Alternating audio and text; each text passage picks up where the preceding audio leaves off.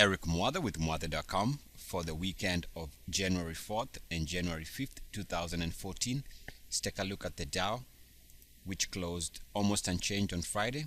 NASDAQ was down slightly. S&P 500 was also unchanged. We see that crude oil was down about 1%, and we see that the VIX was down about 7%, and I'll show you how this might be giving us a clue into what the market is trying to do. For the week, the S&P 500 was down 1.46%. We see that the Dow was down 1.2% for the week, and we see that the NASDAQ was down 1.67 for the week.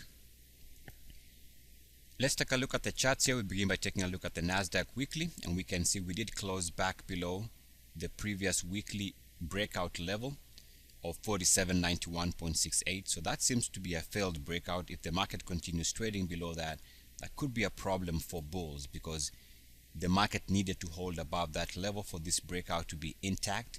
Now we see that we reversed and closed lower. That's a problem right there. And also we see that we have negative divergence. If you connect the weekly highs, you get this straight line, which is negative divergence, as the market was making higher and higher highs on a weekly closing basis. And you can also see that resistance comes on this level here, which is where the market has been stalling short term for small pullbacks. So far there have been small pullbacks, but one of these days, or one of these sessions, one of these weekly resistance levels is going to lead to a major high.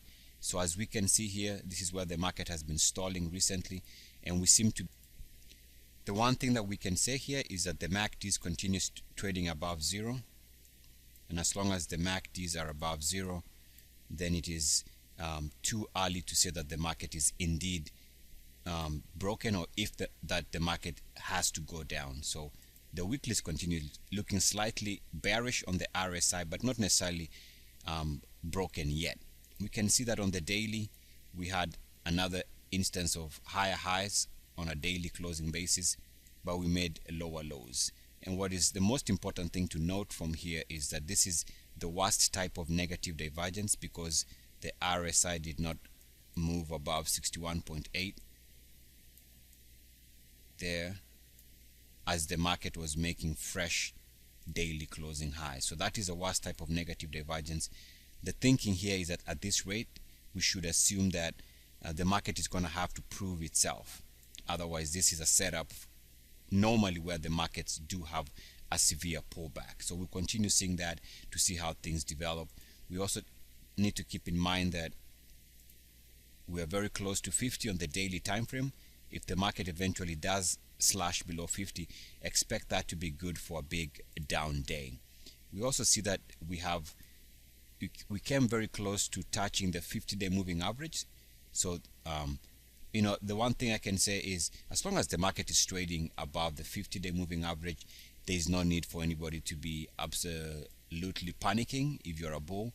And if you're a bear, you really don't have to be very aggressive, because as long as the market is trading above the 50, it tends to be a decent market that you have to respect in terms of upside potential.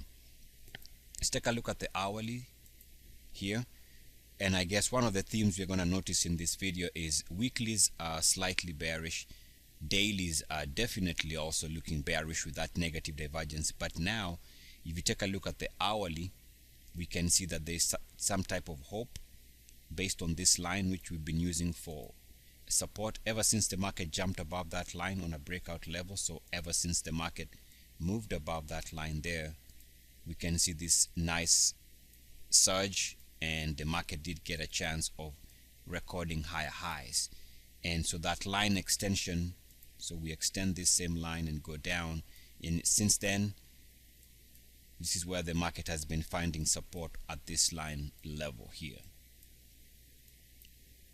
And also recently we moved above that, which was this entry, and you can see here over the last couple of hours during the Friday session, the market finally managed to move above that line, showing that hour to hour the market is seeing some type of support. So if it can continue staying above that RSI line, So if it can continue staying above that level there, maybe the market is not ready to drop. You can also see that the MACDs here can very easily move back above zero. But right now we see that the MACDs could be a problem. It's something I haven't noticed until now, that both the MACDs are below zero. So that could be a problem now. I'll give the benefit of the doubt to the RSI. The RSI tends to be a leader in my opinion. So if the RSI is showing that this is where it is bouncing, and it's been successful in telling us all these buy points on the line, then I have to conclude that if this has been where the market has been bouncing, if it can bounce there again like it's doing, my assumption there is over time even the MACDs do move back above zero. Now it would be different if the market now finds itself trading underneath that line. Then yes, we are truly in a pullback mode. Let's take a look at the Dow, and we can see on the Dow weekly we have similar type observation that now we are back below the prior weekly closing high of 17,958, and as long as the market is back below that, it seems like this is a failed breakout. And remember, failed breakouts are notorious sometimes for pushing instruments, markets and stocks lower. So that failed breakout could be a problem. So we need to keep in mind that this could be a problem because it needed to stay above 17,958 if this was truly a strong breakout. We also see that the market is stalling at a prior resistance line.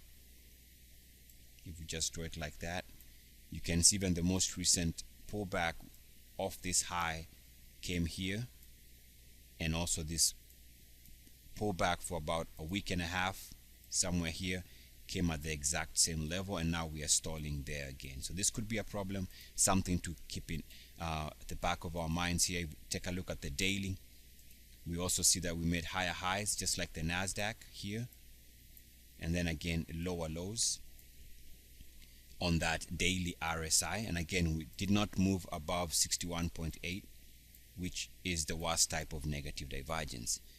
And we also see that there was a line connecting the prior highs. If you draw it like that, we managed to, this line had been established for a while there. We finally managed to break above that line, which was somewhere during this breakout. That led to the market recording new highs. And so if we extend that line, we can see that this has become resistance. So that's something to keep watching. If you take a look at the hourly, you can see now again dailies look slightly bearish, weeklies look bearish, but the hourlies are starting to come back to life. This line here has been very good in giving us support and entries back into the market. As you can see, even this short-term entry came here on the line, moved back above that green line, short-term entry, same thing here, short-term entry, and on and on. It's been a very nice place to go long on a short-term basis, especially if you're looking for swing trades. So the fact that the market is holding above that line and holding and bouncing on the line is good, and unless the market eventually comes back and stalls below that.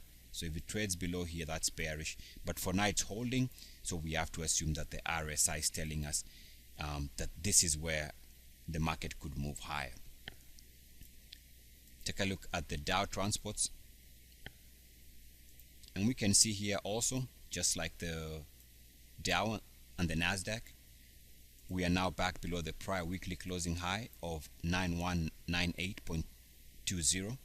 So that is a failed breakout, and as long as the market is below that price, then this is a failed breakout. Failed breakouts are notorious for pushing markets lower. Also, we made a lower low on the RSI while over the last couple of months, while the markets were making fresh moves to weekly closing highs. So that could be another reason why this market could stall. We take a look at the daily for the transports, and you can clearly see here short-term higher highs in price, but the RSI again made a lower low, and the RSI again, which is the theme across the board, the RSI failed to move above 61.8 here during that RSI high as the market was making higher highs. That's the worst type of negative divergence, and I think that could easily crack this market. We haven't seen the crack yet, but the setup is there if the market wants to respect that. Take a look at the hourly for the transports, and you can see here on this green line the market has been using this for bounce territory. And so let's just quickly go through this. The market's been bouncing on this level for quite a while,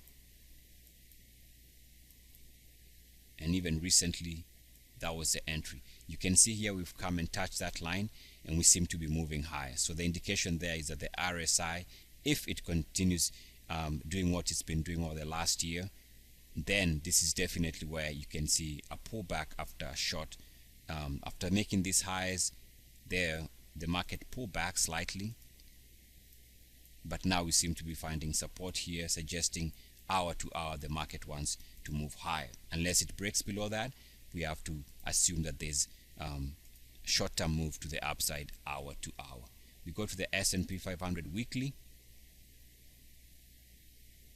and we can see here on the weekly also back below the prior weekly closing high of 2075. So the breakout is failing, which is not good. So as long as it's trading below that price of 2075.37, this market is giving us a question mark as to the momentum to the upside. We also see higher highs and the RSI making lower lows on the weekly. There's something to keep, and that's not a small development, because we see that across the board markets were making higher highs, but the RSIs were not following to the upside or making fresh highs.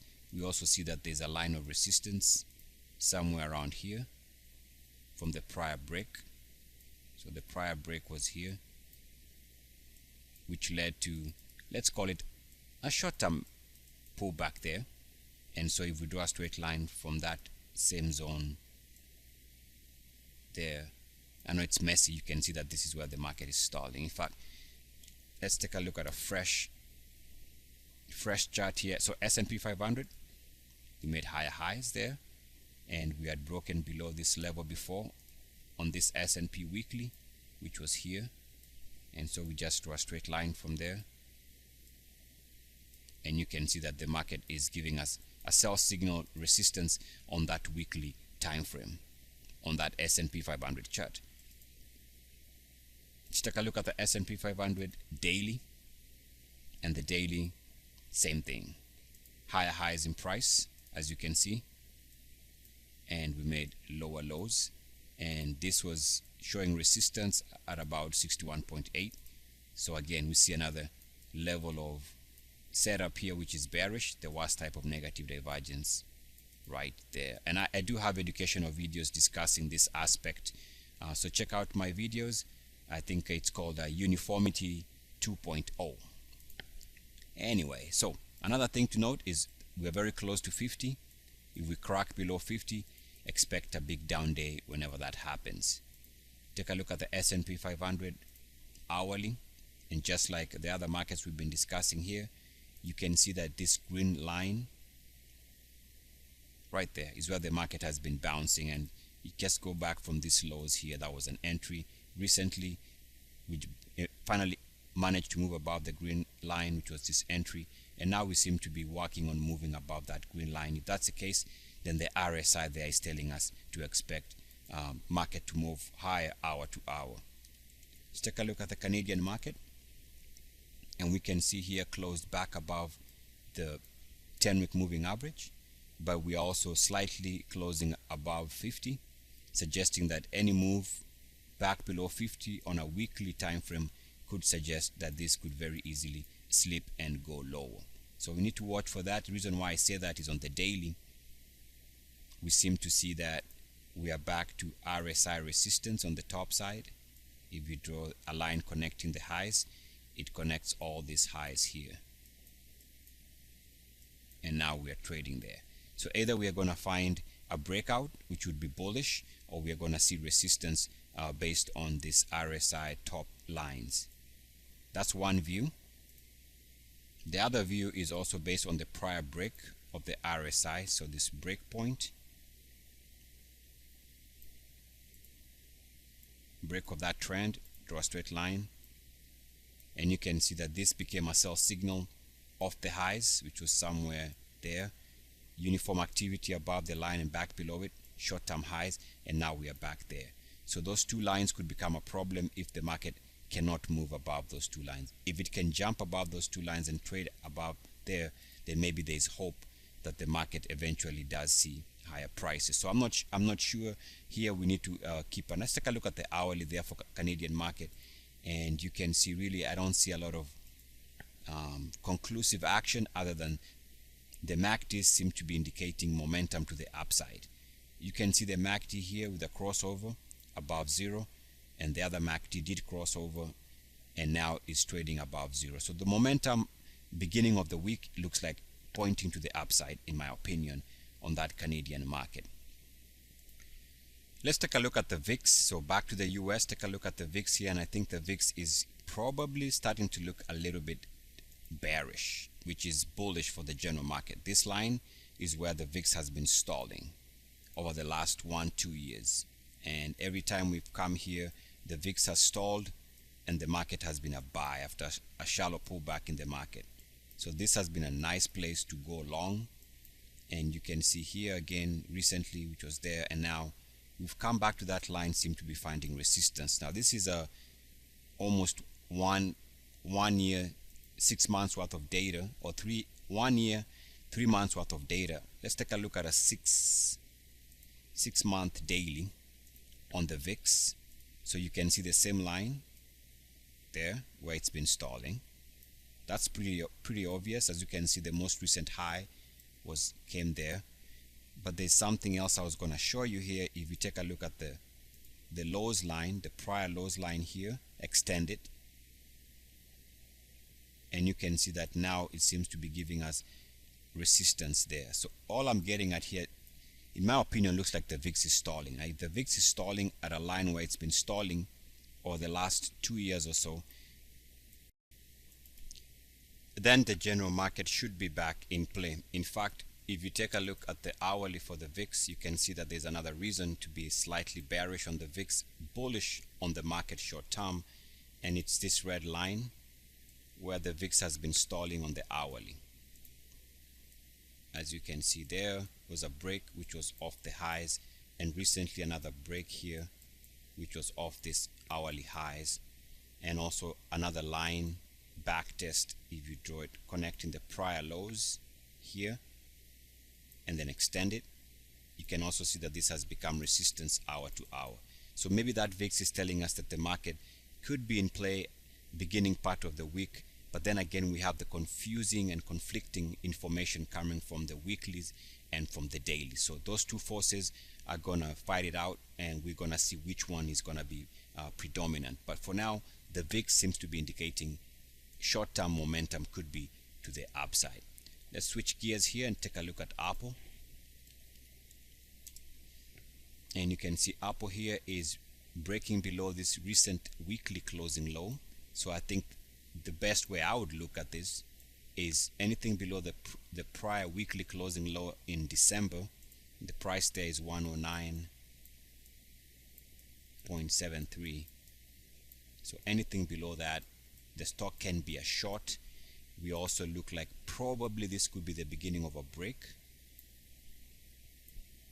And if this line breaks, maybe we are looking at the possibility of this instrument struggling. So just take a look at 109.73, and again let me take that off.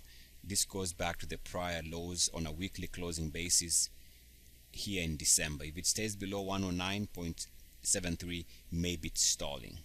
And again, keep in mind that this could also be breaking, and if that breaks, could not be good. But if it recaptures back above 109, then maybe the stock is still a momentum play to the upside. The other thing to note here is that Apple is now below the 10-week moving average. If it's going to do well, it's going to have to recapture that level above that 10-week moving average. Take a look at the hourly, and we can see some signs of hope here based on this entry level there. Let's call it somewhere there to a straight line, and you can see it needs to be above that line, needs to be trading above the line if it's gonna have a true bounce. It's on the line, so this is why it's been bouncing recently, and as you can see, there was an entry here for a short-term move, and now it needs to be above that level. Also, you can see that the MACDs are also showing it's not ready to start moving higher with velocity, because both MACDs are trading below 0. So anyway, I believe on the weekly that 109.73 is the key. Above that, and also above the 10-week moving average, maybe the stock is in play. But the fact that it's below 109.73 and the fact that it's below the 10-week moving average is some early indication, possibility of that this weekly RSI could be telling us the stock is due for a further correction. If it can move back above that 109 level, then maybe it is still in play. Take a look at now at the monthly charts. Just want to show you some breakout levels. Begin by taking a look at the Dow. So keep a look at the Dow and watch the Dow if it breaks above the current monthly closing high, which was November, and the price there to watch is 17,828.24. Anything above that is suggesting that this is a fresh monthly breakout, and also the RSI continues trading above 69.1. So a breakout above 17,828 is going to be very powerful. So set an alert for that. Take a look at the SPX, and it too has a weekly or a monthly closing high there. If it can move back above that level, which would be at 2067.56.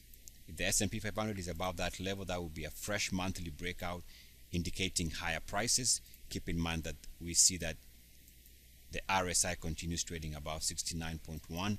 Just one more here. Take a look at the NASDAQ monthly. And as you can see that it needs to be above that monthly closing high, and that was in November, and the price there is 4791.63.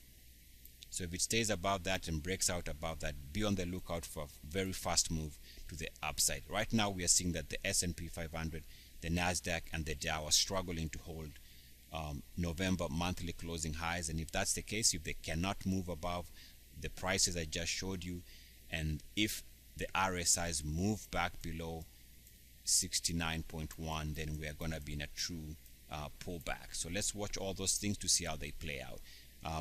Be on the lookout for part 2. That is for subscribers. Otherwise, if you're not a subscriber, go ahead and log in for part 2, which is going to be available sometime during the weekend. Eric Mwathe, good luck, peace, and blessings.